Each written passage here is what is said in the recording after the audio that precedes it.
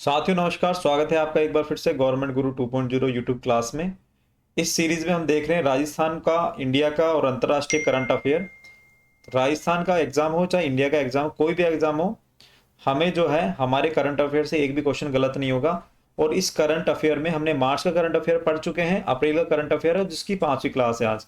और आज हम देखने वाले रक्षा प्रौद्योगिकी, डिफेंस जो सिस्टम है हमारा, डिफेंस टेक्नोलॉजी के बारे में हम जानकारी करेंगे। और इसके बाद जो है हमारी क्लास कंटिन्यू रहने वाली है।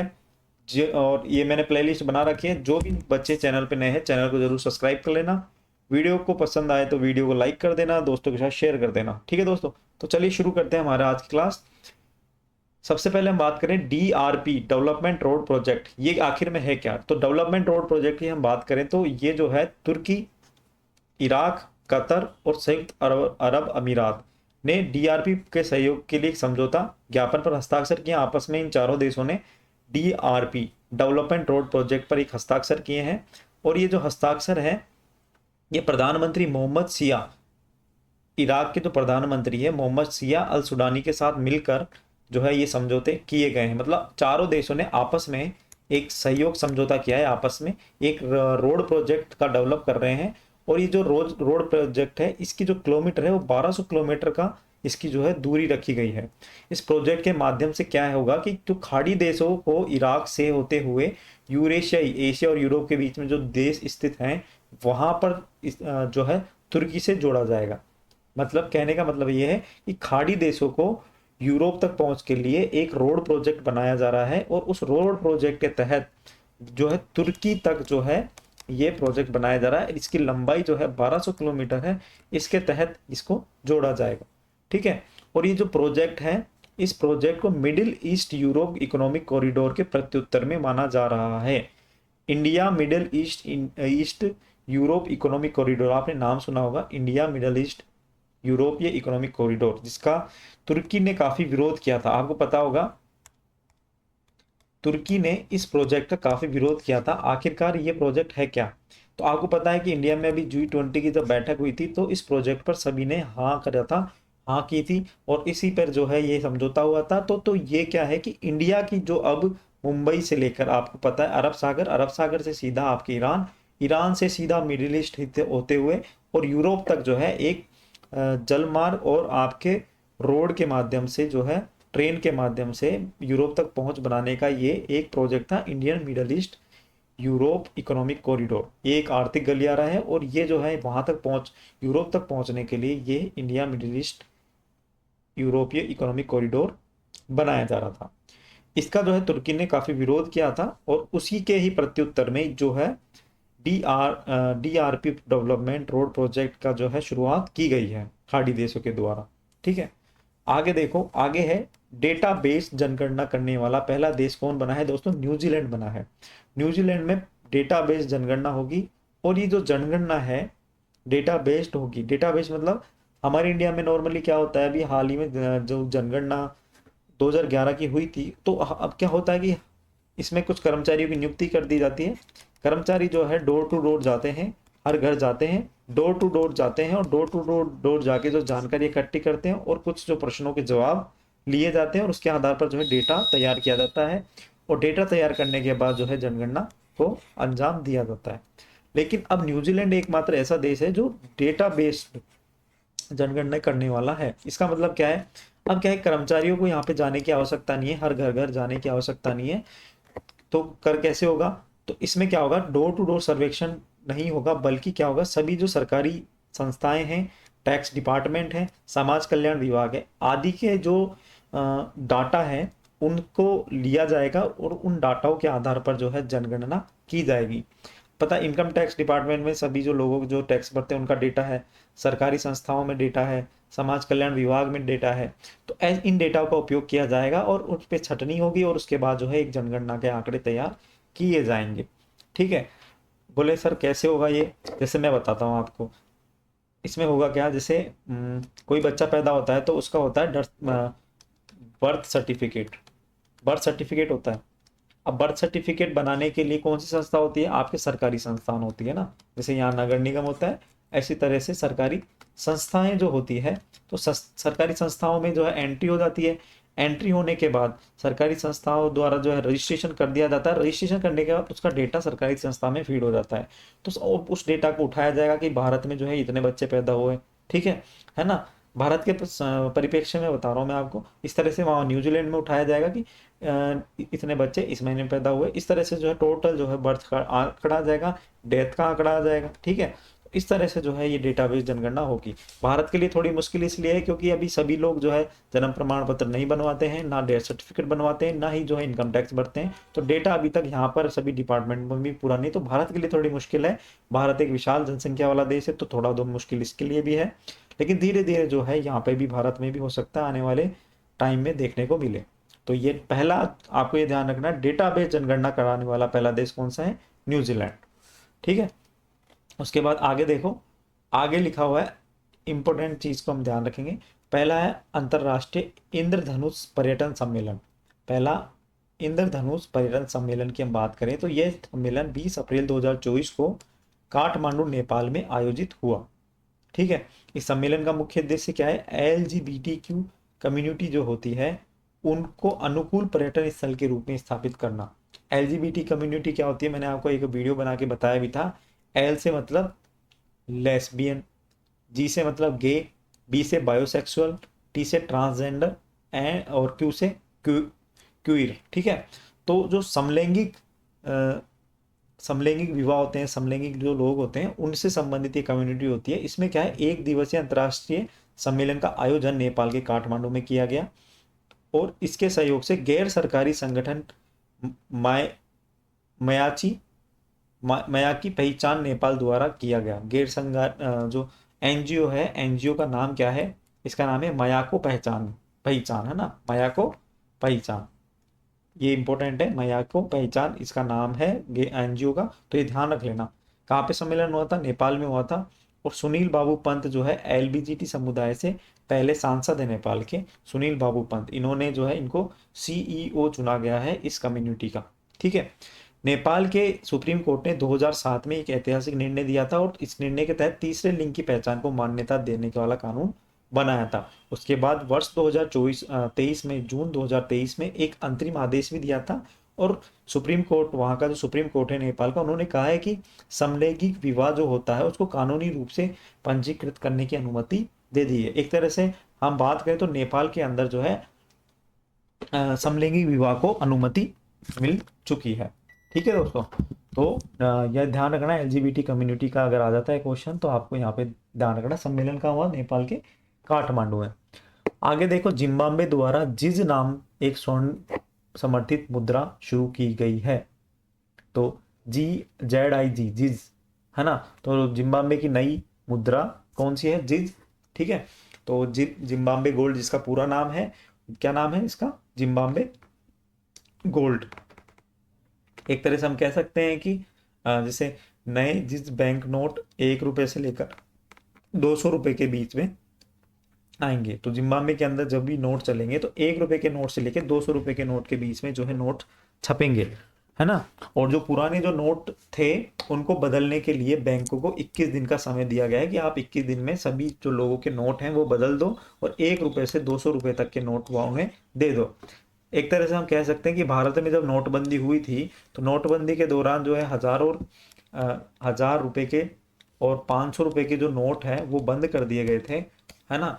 और उसके बाद जो है बैंकों के अंदर नोटों को चेंज कराने की जो बात चली थी, उसी तरह से जिम्बाब्वे के अंदर वर्तमान में ये स्थिति पैदा हो चुकी है। तो जिम्बाब्वे भी एक तरह से नोटबंदी हो चुकी है और नोटबंदी जो है ये एक तरह से अपनी देश की, जो जिम्बाब्वे जो देश है उसकी अर्थव्यवस्था को सुधारने के लिए, अर्थव्यवस्था में सुधार करने के लिए ये प्रयास किए जा रहे हैं, ठीक है। तो ध्यान रखना, ZIG गोल्ड, ये क्या है? जिम्बाब्वे की मुद्रा है। तो GI मतलब जिम्बाब्वे, G मतलब गोल्ड। आगे देखो, देश का पहला tri service common defence system, ये कहाँ है? महाराष्ट्र के मुंबई के अंदर tri service common defence system स्थापित किया जाएगा और इसका उद्देश्य क्या है? तीनों सेनाओं के बीच में बेहतर समन्वय स्थापित करने के लिए tri service common defence system जो है बनाया जा रहा है। अंडमान और निकोबार में तीनों सेनाओं की कमांड है जिसे 2001 में बनाया गया था। यहाँ पर तीनों सेनाओं के लिए लॉजिस्टिक सपोर्ट और इंफ्रास्ट्रक्चर विकसित किया जाएगा। मुंबई में तीनों सेनाओं के डिफेंस स्टेशन का नेतृत्व भारतीय नौसेना करेगी, क्योंकि उसकी मौजूदगी वहां पर सबसे ज्यादा है। तो भारतीय नौसेना क्या करेगी, मुंबई के अंदर तीनों डिफेंस सिस्टम का क्या करेगी, तीनों जो सेनाएं हैं उनका नेतृत्व करेगी डिफेंस सिस्टम का। ठीक है, तो ये चीज ध्यान रखना है। इंपॉर्टेंट इंपॉर्टेंट चीज हम देख रहे हैं ढंग से। करंट अफेयर का मतलब है कि आपके एग्जाम में जो क्वेश्चंस आ रहे हैं हमारे गलत नहीं हो तो उनको ही पढ़ना है। ऐसे तो बाकी तो हर चीज ही करंट अफेयर है। आज की तारीख में कोई भी जो सूचना है वो अपने आप में करंट अफेयर है। हमें केवल हमारे एग्जाम से मतलब है। ठीक है, ये जो मैं वीडियो बना रहा हूँ तो दोस्तों ये जो वीडियो है आपके लिए लेके आ रहा हूँ तो बहुत ही महत्वपूर्ण वीडियोज हैं। आप लोगों ने काफी लोगों ने देखा होगा कि किस तरह से जो है आपके लिए ये कंटेंट अच्छा है। ठीक है, और चाहे मेरे इन वीडियो को चाहे एक जना देखे, चाहे 10 जने देखें, चाहे 100 जने देखें, मेरा उद्देश्य यह है कि अगर एक बच्चे तक भी अगर ये चीज़ पहुंच रही है, कंटेंट पहुंच रहा है और उसका कुछ भला हो रहा है, तो मैं ये वीडियोस बनाना कंटिन्यू रखूंगा। ठीक है, और काफ़ी बच्चों के जो है पॉजिटिव कमेंट आ रहे हैं, काफ़ी बच्चे जो है उनको ये वीडियोस पसंद आ रहे हैं। तो क्योंकि उनके एग्जाम में और इस तरह का कंटेंट पूरे यूट्यूब पे आपको कहीं नहीं मिलने वाला है। ठीक है दोस्तों, तो आगे चलते हैं। इगला एस मैन, और आराम से पढ़ रहे हैं हम, बिल्कुल कोई जल्दबाजी नहीं कर रहे हैं, पूरा डिटेल में पढ़ रहे हैं। और करंट अफेयर के साथ साथ जो हमारा बेसिक नॉलेज है वो भी बहुत अच्छे से कवर हो रहा है। ठीक है, आगे देखो, Igla S man portable air defence system, man pads कहते हैं इसको। और Igla S man portable air defence system क्या है, रूस निर्मित 24 Igla S man portable air defence system ये है। इसके में जो 100 मिसाइलों का पहला बैच मिल गया है। यह सतह से हवा में मार करने वाली बहुत कम दूरी वाली वायु रक्षा मिसाइल प्रणाली है। मतलब एक तरह से एयर डिफेंस सिस्टम है। ठीक है, और ये क्या है, सतह से हवा, मतलब कोई भी व्यक्ति जमीन पे खड़ा होकर हवा में जो है इसको दाग सकता है और उसके द्वारा जो है रक्षा कर सकता है। इसके द्वारा क्या होगा कि किसी व्यक्ति या चालक द्वारा दुश्मन के विमान को गिराने के लिए इसको फायर किया जाता है। ये मिसाइल प्रणाली का उद्देश्य है कि भारतीय सेना की बहुत कम दूरी की वायु रक्षा क्षमताओं को भी बढ़ावा लेना है। इसकी रेंज जो है 5 से 6 किलोमीटर है। आप देखो जो बड़ी बड़ी जो मिसाइलें हैं उनको दागने के लिए लॉन्चिंग लॉन्चिंग पैड होता है, लेकिन ये जो इगला एस पोर्टेबल विमान भेदी मिसाइल है, इसको एक व्यक्ति जो है पोर्टेबल है, व्यक्ति के द्वारा, एक सैनिक के द्वारा इसको एक स्थान से दूसरे स्थान पे ले जाया जा सकता है और वहां पर उठा के वहां पे दागा जा सकता है। इसकी जो रेंज है 5 से 6 किलोमीटर है और ये सतह से हवा में मार करने वाली जो है ये मिसाइल प्रणाली है। ठीक है, आप ये देखो कुछ इस तरह का जो है ये रहने वाली है। और इसकी जो है इसकी जो ऊंचाई है 10 से 3500 मीटर तक की इसकी ऊंचाई है। 5 सेकंड की में ये काम करने के लिए तैयार रहती है और 12 सेकंड से अधिक नहीं होती। ठीक है, तो ये सारी चीजें आपको ध्यान रखना है, इगला एस पोर्टेबल विमान भेदी मिसाइल प्रणाली। ठीक है, आगे देखो, आगे हम बात करें तो आगे हम बात कर रहे हैं कि भारत ने फिलीपींस देश को एक मिसाइल जो है निर्यात करी है, मिसाइल जो है बेची है, वो है ब्रह्मोस क्रूज मिसाइल। ब्रह्मोस का आपने नाम सुना होगा। 19 अप्रैल को फिलीपींस को ब्रह्मोस मिसाइल की पहली खेप की आपूर्ति कर दी गई है। मतलब पहली जो पहला स्लॉट है वो 19 अप्रैल को फिलीपींस को भेज दिया गया है। ठीक है, और इस आपूर्ति के लिए भारतीय वायुसेना ने अपना C-17 ग्लो मास्टर वाहन मालवाहक विमान फिलीपींस भेजा है और फिलीपींस इस मिसाइल का पहला निर्यातक देश बन चुका है। तो ध्यान रखना, ब्रह्मोस मिसाइल का निर्यात किसे किया गया है, वो किया गया है फिलीपींस को। इंपॉर्टेंट है अपने आप में। ब्रह्मोस मिसाइल क्या होती है उसके बारे में भी हम चर्चा करेंगे, लेकिन आपको ये ध्यान रखना है कि फिलीपींस जो है पहला देश है जिसको ब्रह्मोस मिसाइल इंडिया ने बेची है। आखिर फिलीपींस को इसकी जरूरत क्यों पड़ी? देखो, फिलीपींस जो है दक्षिण चीन सागर में स्थित है और वहां पर एक द्वीप है थॉमस शोल और स्कारबोरो शोल, है ना। तो चीन और फिलीपींस का जो है इसको लेकर जो तनाव बना रहता है, चीन बोलता है कि ये द्वीप मेरे और फिलीपींस बोलता है कि ये द्वीप मेरे। आपको पता है कि मैंने अभी आपको पिछले वाले जो है क्लास में बताया था कि दक्षिण चीन सागर जो है अपने आप में विवादित क्षेत्र है। वहां पे जापान, ताइवान, फिलीपींस और चाइना का जो है आपस में चाइना जो है सभी द्वीपों पे अपना कब्जा जमाना चाहता है, लेकिन ये जो अन्य देश है वो बोलते हैं कि नहीं, ये जो है हमारा द्वीप है। इस तरह को लेकर उन द्वीपों की आधिकारिकता को लेकर जो है आपस में तनाव की स्थिति बनी रहती है। तो फिलीपींस जो है इन्हीं द्वीपों पर ब्रह्मोस मिसाइल का जो है तैनात करेगा। और ब्रह्मोस मिसाइल को लेकर हम बात करें तो ये भारत और रूस के संयुक्त रूप से बनाया गया प्रोजेक्ट है। ब्रह्मोस को लेकर 1998 में भारत और रूस के बीच में एक करार हुआ था। भारतीय सेना ने 2007 में पहली बार ब्रह्मोस मिसाइल मिली थी। ठीक है, आखिर ब्रह्मोस मिसाइल है क्या, ये हम देख लेते हैं। ये क्या है कि ब्रह्मोस मिसाइल क्या है, DRDO मतलब रक्षा अनुसंधान विकास संगठन और रूस के NPO मॉशिन नोस्ट्रोशेनिया की एक संयुक्त क्या है, परियोजना है। इसमें क्या है कि भारत की ब्रह्मपुत्र नदी और रूस की मस्कोवा नदी से मिलकर ब्रह्मोस जो है इसका नाम दिया गया है। ये जो मिसाइल है जमीन से, समुद्र से, सबसी यानी समुद्र के नीचे से, और हवा से, सतह और समुद्र आधारित लक्ष्यों के खिलाफ लॉन्च करने में सक्षम है। मतलब ये कहीं से भी ये मिसाइल जो है छोड़ी जा सकती है। और ये क्या है, सुपरसोनिक क्रूज मिसाइल है। और तीनों अंगों के लिए, मतलब आपके थल सेना, आपके जल सेना, थल सेना, जल सेना और वायु सेना, तीनों के लिए ये उपलब्ध है। इसके जो संस्करण है अपग्रेडेड है।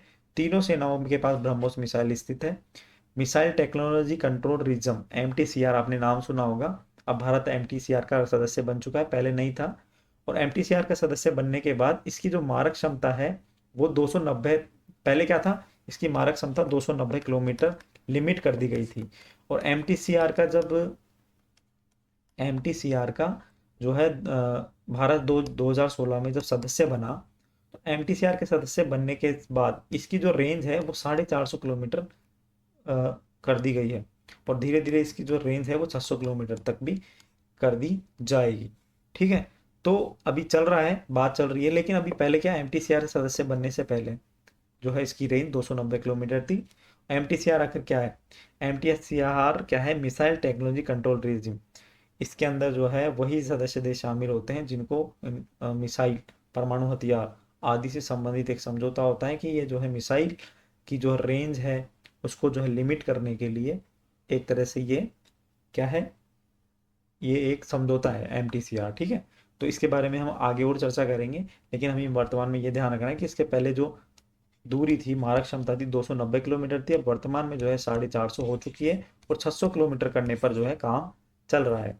ठीक है, ये मिसाइल है जो 1 मैक से 5 मैक के बीच में गति करती है, इसलिए इसे सुपरसोनिक कहा जाता है। मैक क्या है, मैक होती है जो हमारे वायुयान होते हैं उनकी स्पीड को नापने की एक इकाई होती है मैक।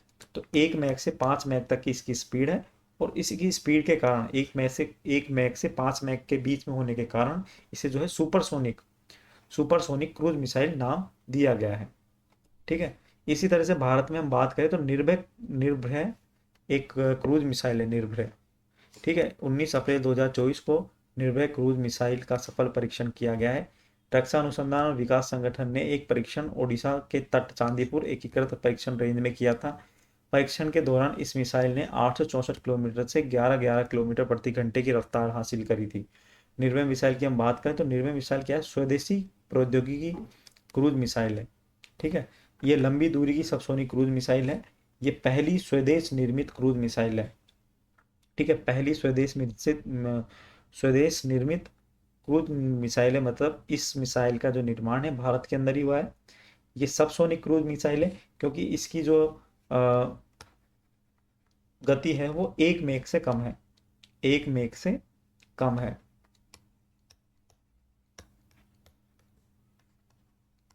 1 मैक से इसकी स्पीड कम है, इसलिए इसको सबसोनिक क्रूज मिसाइल नाम दिया गया है।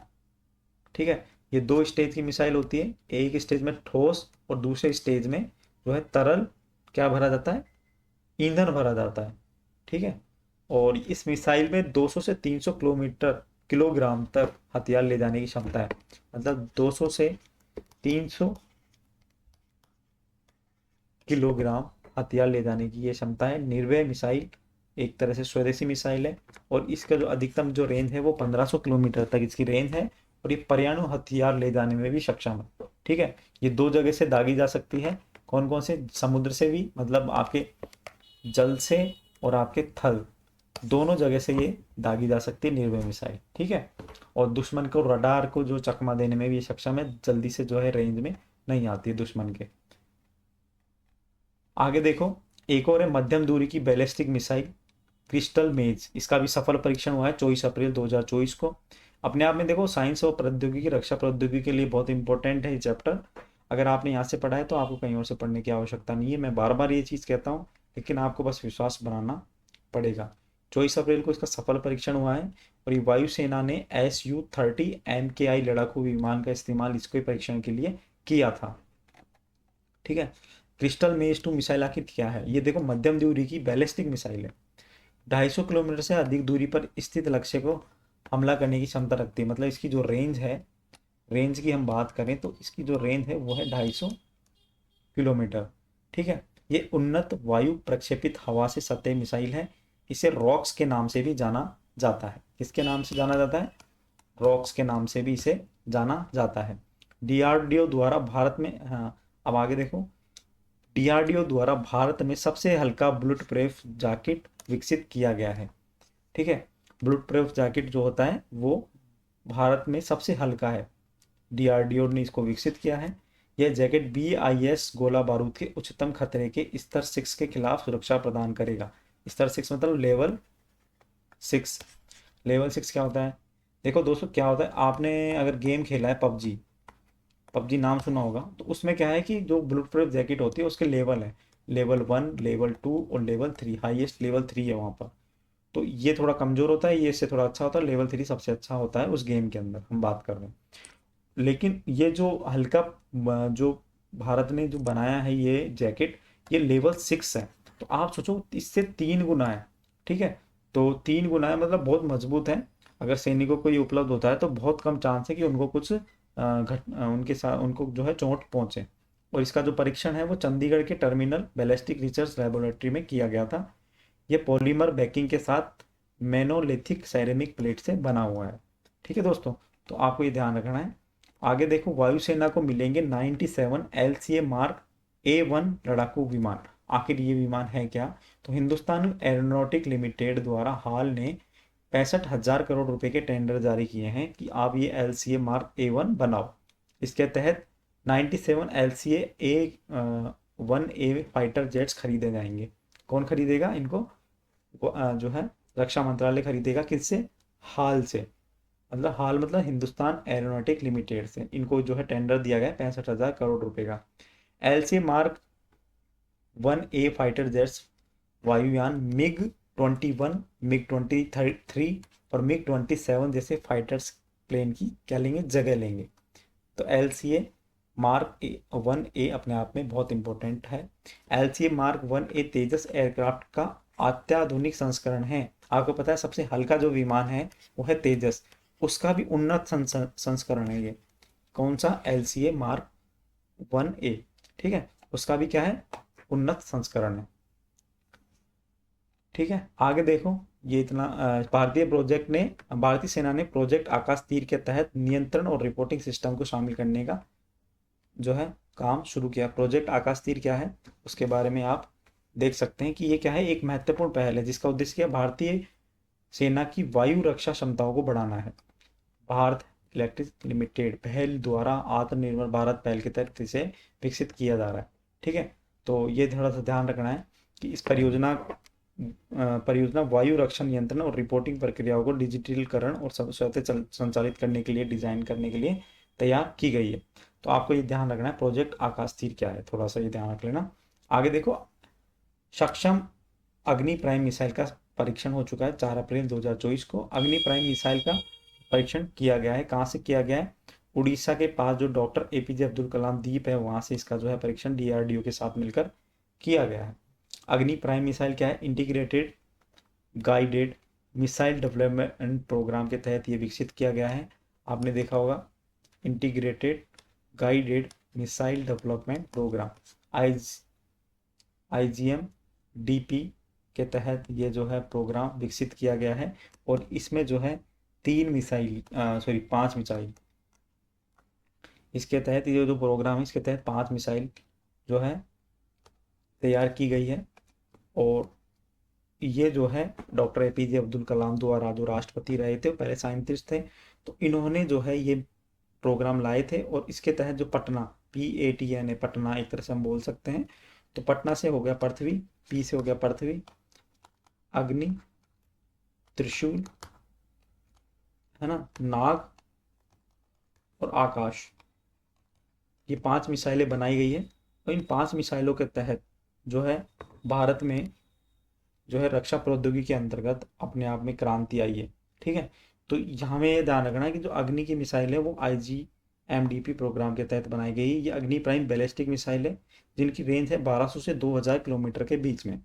अग्नि जो मिसाइल हैं, इन मिसाइल को 1500 से 3000 किलोमीटर वार हेड ले जाया जा सकते हैं। मतलब इस इसकी सबसे पहले तो रेंज है, वो है रेंज 1200 किलोमीटर से 2000 किलोमीटर इसकी क्या है, रेंज है। ठीक है, और इसके अंदर जो है 1500 किलोमीटर से 3000 किलोमीटर, तो सॉरी 1500 किलो से 3000 किलोग्राम तक ये युद्ध सामग्री ले जा सकती है। वारहेड जिसे कहते हैं अपन, युद्ध सामग्री ले जाने में सक्षम है। इस मिसाइल में सॉलिड फ्यूल का इस्तेमाल होता है, ठोस ईंधन का इसमें प्रयोग किया जाता है इस मिसाइल के अंदर। ठीक है, ठोस ईंधन का इसमें प्रयोग किया जाता है।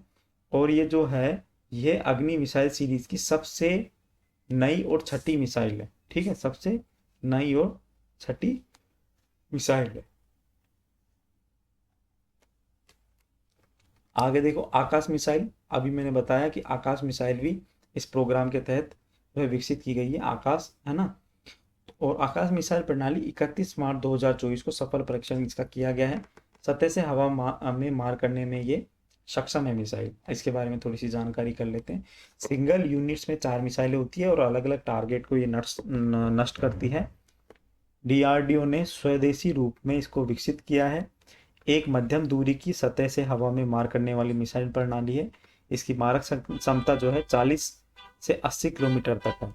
इसे integrated guided missile development programme IGMDP के तहत विकसित किया गया है। मैंने आपको जैसा बताया, भारतीय वायुसेना और भारतीय सेना मतलब नौसेना, जो आपकी वायुसेना है, और भारतीय थल सेना के पास ये है मिसाइल के संस्करण है। सतह से हवा में मार करने में ये सक्षम है। ठीक है, तो आकाश मिसाइल अपने आप में बहुत ही शानदार मिसाइल है। ठीक है, तो दोस्तों आज के लिए हम इतना ही देखेंगे। आकाश मिसाइल हो गई, अग्नि मिसाइल हो गई। कल जो है हमारा जो है और आगे इसमें पढ़ेंगे रक्षा प्रौद्योगिकी के अंदर, और उसके बाद जो हम हमारे आगे वाले जो है क्लासों पर ध्यान देंगे। तो दोस्तों चैनल को सब्सक्राइब कर लेना, वीडियो को लाइक कर देना। कुछ पूछना है तो आप कमेंट कर सकते हैं, और कुछ वीडियो में कुछ अपडेशन करना है, किसी और तरीके से आपको पढ़ना है, तो आप बिल्कुल कमेंट करके मुझे पूछ सकते हैं, बता सकते हैं। आपके लिए मैं हमेशा तैयार हूँ, तत्पर हूँ। चैनल को सब्सक्राइब कर लेंगे तो आपको जो है इन्फॉर्मेशन टाइम पे मिल जाएगी। कोई भी गवर्नमेंट जॉब से रिलेटेड हो, सारी सूचनाएं आपको मैं इस चैनल के माध्यम से देता हूँ।